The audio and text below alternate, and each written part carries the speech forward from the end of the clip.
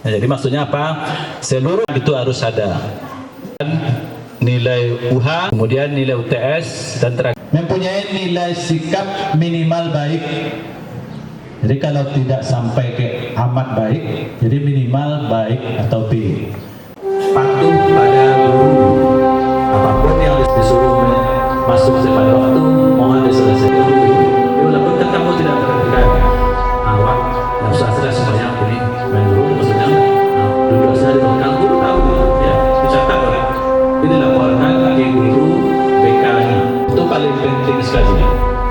Jadi ketika kamu sekolah, ketika kamu akan pergi sekolah, ketika tidak sholat subuh, itu apa akibatnya? Bangun sebelum azan, itu kan peserta kalau tidak akan terlambat.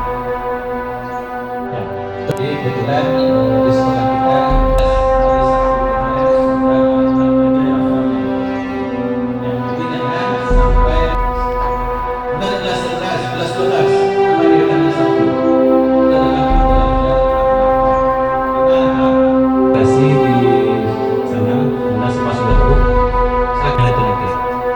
gurunya berikan awak sudah kata gurunya nilai X itu nilai kelompok A bahasa Indonesia PPKN agamanya ada kalau tergantung di jurusan A ya itu kelompok mata kalau satu saja tidak tuntas mata pelajaran jurusan itu tugas guru itu banyak sekali yang akan diselesaikan PKN.